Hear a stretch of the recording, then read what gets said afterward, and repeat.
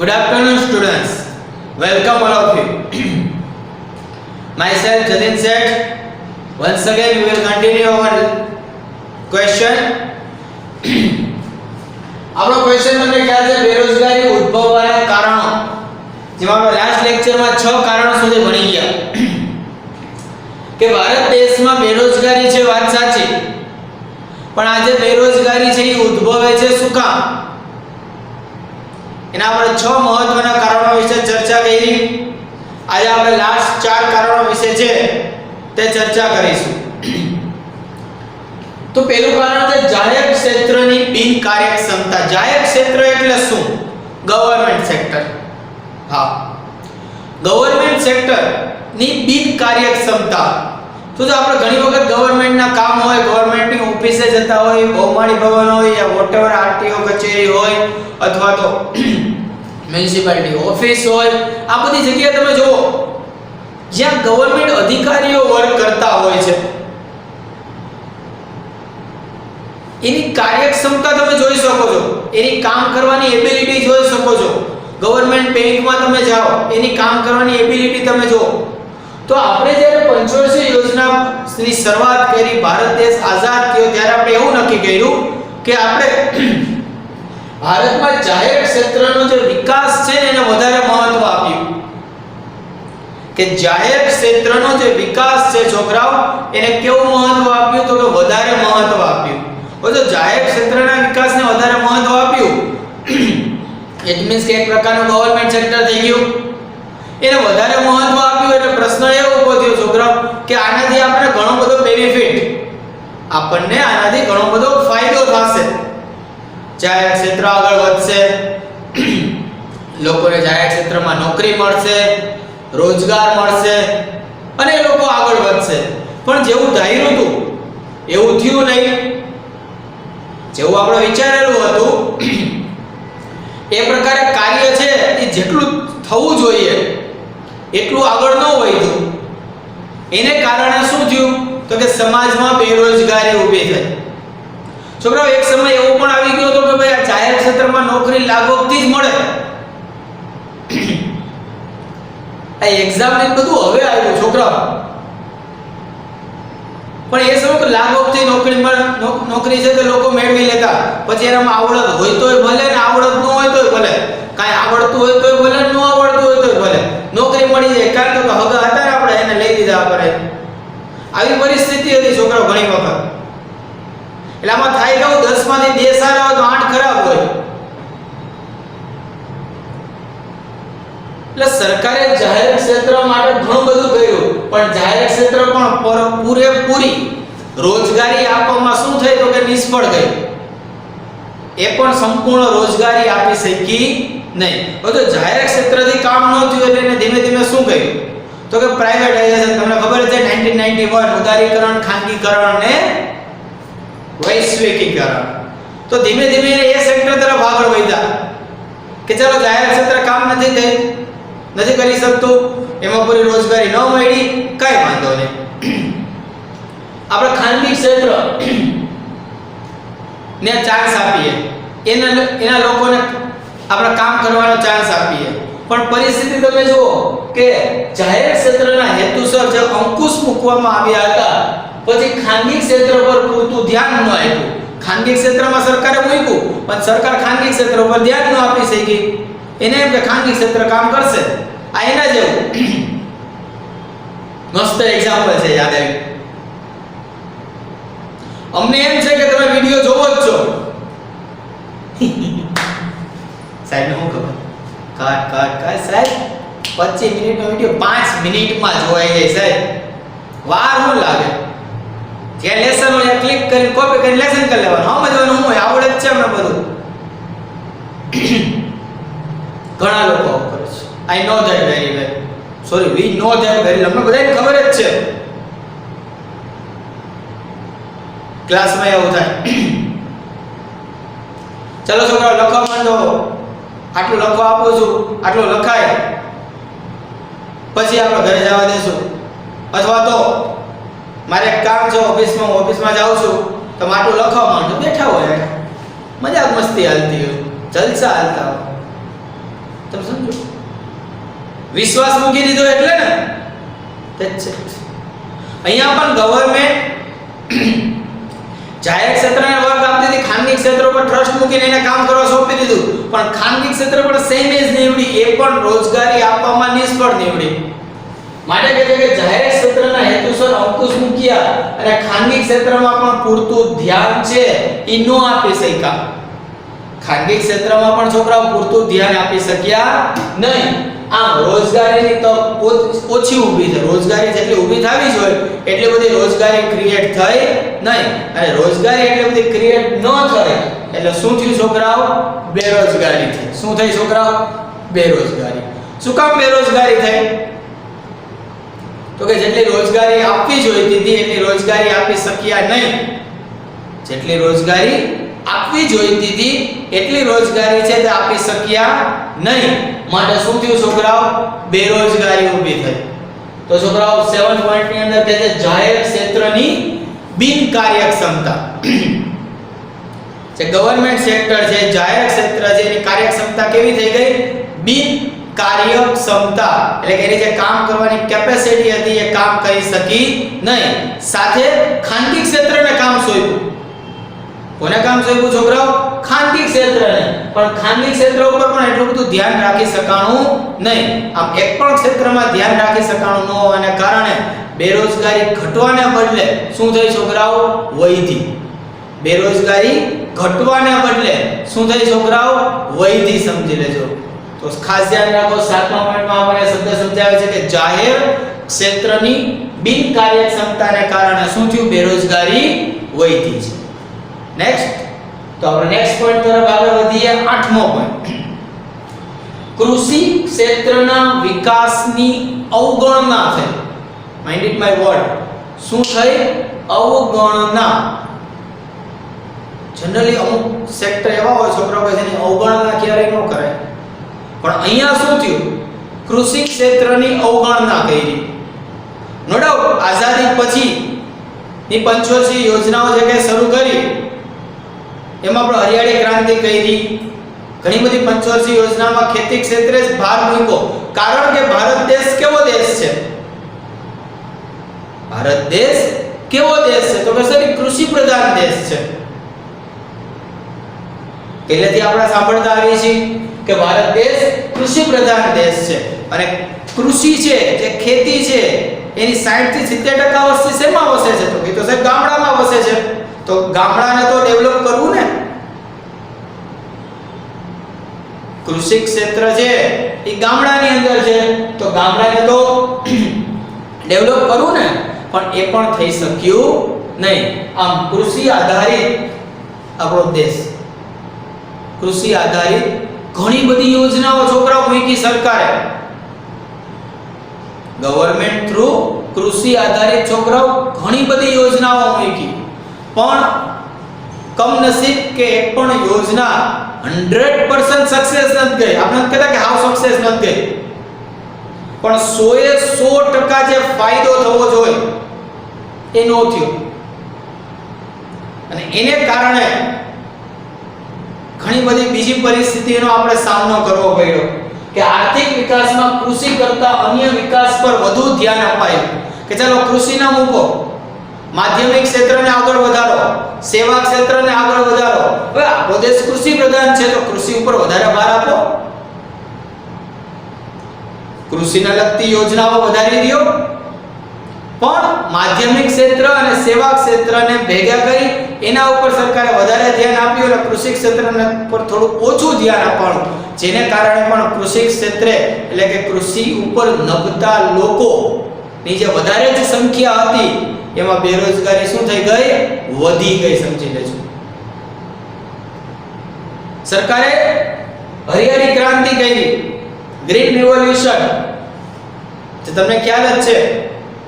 પણ એ હરિયાળી ક્રાંતિ કરી આખા ભારતમાં કરી, પણ તમે જો પંજાબ, હરિયાણા આવા અમુક ગણ્યા ગાંઠિયા જે રાજ્યો છે ને છોકરાઓ, એને જ એનો લાભ મળ્યો. અહીંયા 100% હરિયાળી ક્રાંતિ થઈ, બાકી ક્યાંક 10%, 40%, 50%, 35%, 60% આટલી જ હરિયાળી ક્રાંતિ થઈ. એટલે એ પણ શું થાય? નિષ્ફળ. કારણ કે હરિયાળી ક્રાંતિથી એવું હતું છોકરાઓ કે હરિયાળી ક્રાંતિ જો બધી જગ્યાએ સરખી થાય અને પરફેક્ટ રીતે થાય તો કૃષિ ક્ષેત્રે જે બે બેરોજગારી છે, એક મોસમી બેરોજગારી અને પ્રચંડ બેરોજગારી, એ તમે દૂર કરી શકો. પણ જો 100% હરિયાળી ક્રાંતિ જ ન થઈ, 100% હરિયાળી ક્રાંતિ છે એ થઈ જ નહીં છોકરાઓ, તો મોસમી બેરોજગારી અને પ્રચંડ બેરોજગારીમાં ઘટાડો થયો નહીં. અમુકટાનો બે બેરોજગારી વધી.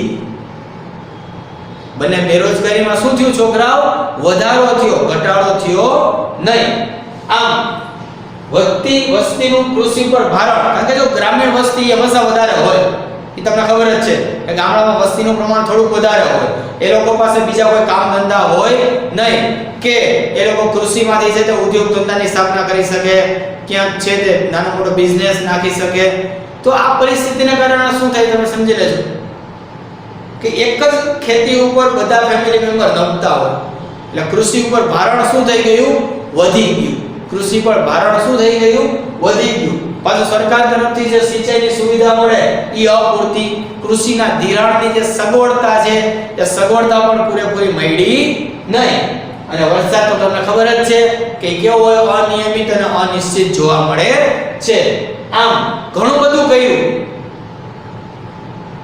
એગ્રીકલ્ચર લાઈનમાં, ઘણું બધું કર્યું છોકરાઓ, પણ જે જોઈએ એવો વિકાસ ન થયો. સમજી લેજો, જેવો જોઈએ છોકરાઓ એવો વિકાસ થયો નહીં. હવે વિકાસ ન થયો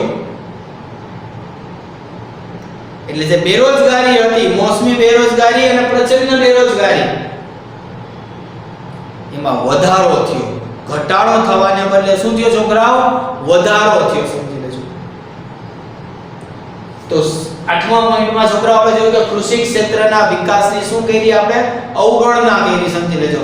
એકચ્યુઅલમાં ભારત છે કૃષિ પ્રધાન દેશ હોય તો કૃષિને જ પ્રાધાન્ય દેવું જોઈએ 100%. પણ કૃષિને પ્રાધાન્ય આપણે આપ્યું પણ 100% ન આપ્યું. સામે આપણે માધ્યમિક અને સેવા ક્ષેત્રને થોડું વધારે પ્રાધાન્ય આપ્યું, એટલે જેને કારણે છે તે લોકો ઇમ્બેલેન્સમેન્ટ થઈ ગયું અને એને કારણે પરિસ્થિતિ આપણી સમક્ષ છે જે આપણે જોઈ શકીએ છીએ કે કૃષિ ક્ષેત્રે હાલની તારીખે પણ બેરોજગારી જોવા મળે છે. રેડી છોકરાઓ? તો આપણે 7મો અને 8મો પોઈન્ટ જોયો, જે તમારી બુકમાં છે. 1 મિનિટ આપું છું, ઝડપથી વાંચી લ્યો. Then we will be start next point.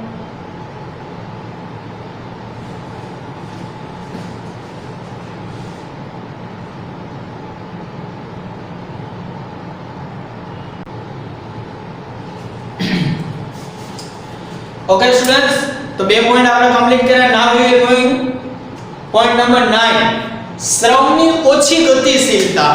બહુ મસ્ત મજાનો પોઈન્ટ છે છોકરો, સમજો, મજા આવશે. ગતિશીલતા એટલે શું? એક જગ્યાએથી બીજી જગ્યાએ જવું એને કહેવાય ગતિશીલતા. રેડી? તો તમે વિચાર્યો, તમે ભણી ગણીને બધા રેડી થઈ ગયા છો, તમારી પાસે જોબ ઓપોર્ચ્યુનિટી છે, માસ્ટર ડિગ્રી પાસ કરેલી છે, તમને એમ કહેવામાં આવે કે હવે તમને જોબ મળે છે, તમે પ્રેફરન્સ કોને આપશો? પહેલા સમજો ફરીથી કે ચાલો તમને રાજકોટમાં નોકરી મળે છે, અમદાવાદમાં છે, ત્યાર પછી સુરેન્દ્રનગર જિલ્લાની અંદર છે અને જૂનાગઢમાં છે. ક્યાં જોબ કરવાનો પ્રેફરન્સ છે? સાહેબ રાજકોટ, રાજકોટ, રાજકોટ. કેમ? નજીક યાદ રહી છે રાજકોટમાં. ઓકે, ચલો રાજકોટમાં જોબ મળે છે સર, એમાં હવે થોડુંક વર્ગીકરણ છે. ABCD તમને સાપરવેરામાં મળે છે, એક GIDC બાજુ મળે છે, એક આજી વસાહતમાં મળે છે અને એક જામનગર હાઈવે ઉપર જે નવું GIDC બને છે, સમજી લેજો, એક અહીંયા મળે છે, એટલે પડધરી પાસે. આપણે ગોંડલ ચોકડી સાહેબ સાપરવેરામાં રાખો ને, કામ સાહેબ ગોંડલ ચોકડી નજીક આયા રહી એમ તો અહીંથી તરત રિક્ષા મળી જાય, ઝટ પહોંચી જાય. આમ જામનગર ક્યાં જાવું? તમે વિચારો, આપણી મેન્ટાલિટી છે કે આપણે જોબ એવી જ જગ્યાએ કરવા માંગી છીએ આપણા સરાઉન્ડિંગ એરિયામાં. આ તો તમને લોકલ એક્ઝામ્પલ આપ્યું, સમજી લેજો. તમને કીધું કે બોમ્બે જોબ મળે છે સાહેબ, યા થોડું ભાઈ નથી જવા વાળો વર્ગ ઘણો બધો વધારે છે, એને લીધે બેરોજગાર થાય છે, સમજો. કારણ કે શ્રમની ગતિશીલતા 0 છે.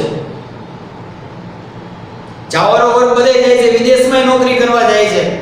આપણા રાજ્ય બદલીની વાત તો ઘેર ગઈ, વિદેશમાં જોબ કરવા માટે જાય છે.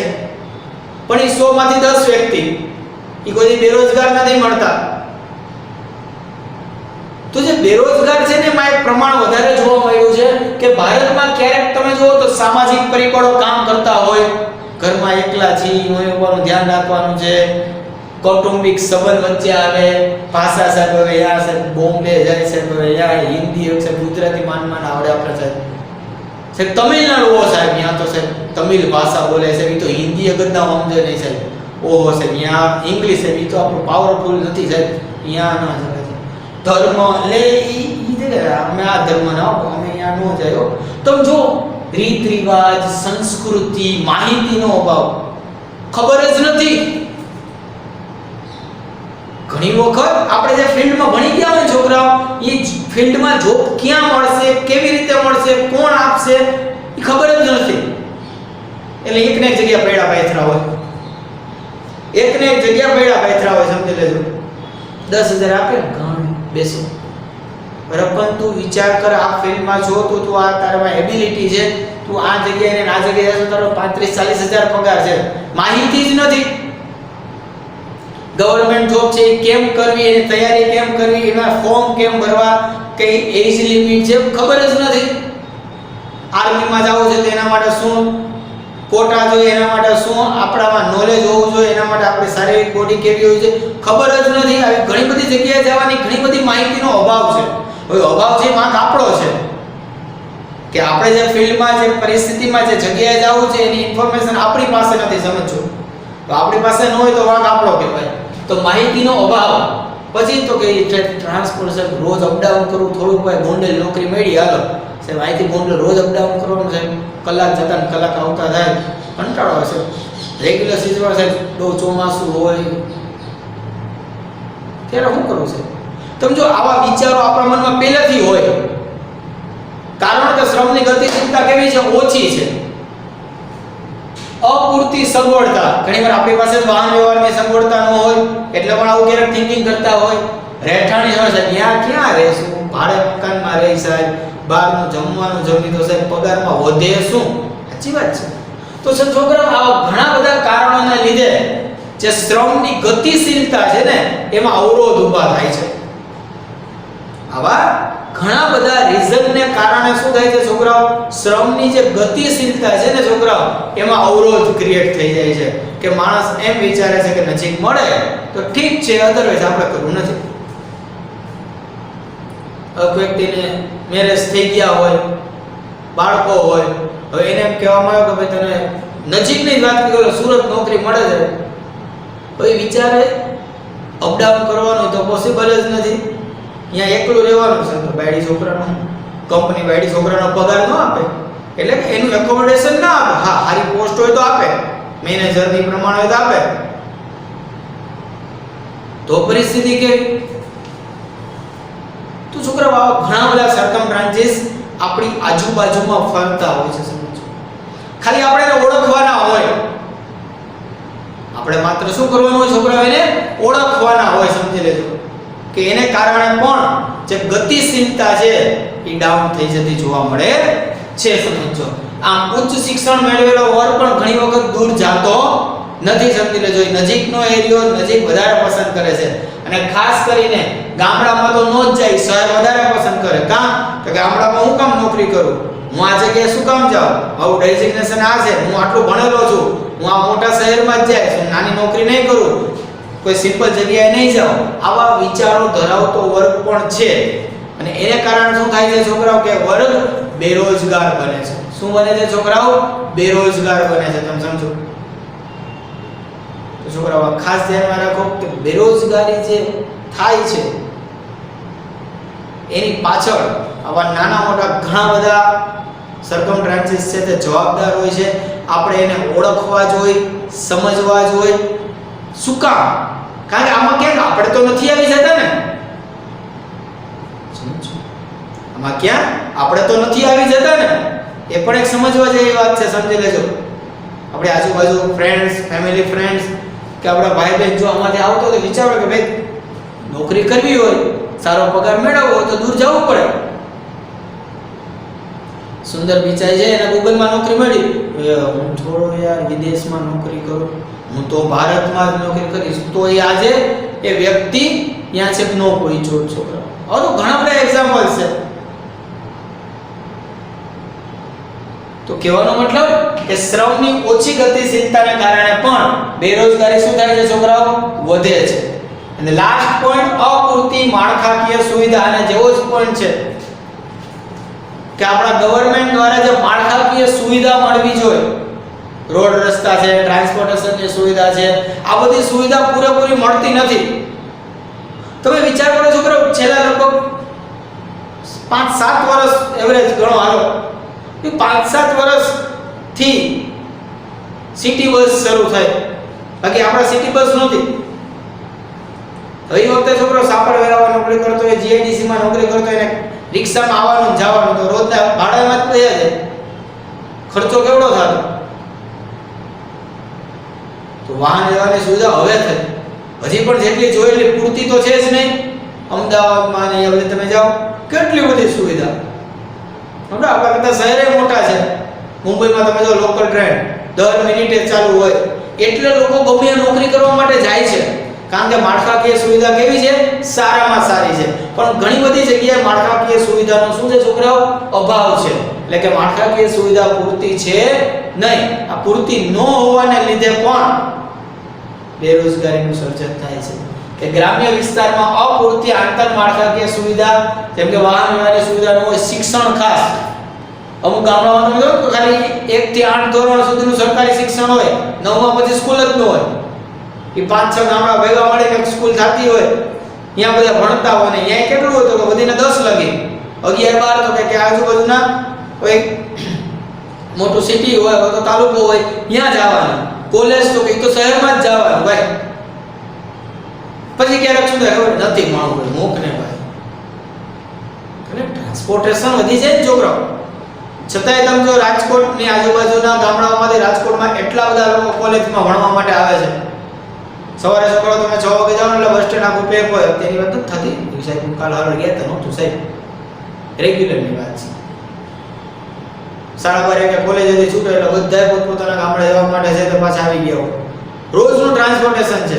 તો અહીંયા અભાવ છે આંતરમાળખાકીય સુવિધાઓ, એના કારણે ઘણીવાર પરિસ્થિતિ આવી ઉદ્ભવે.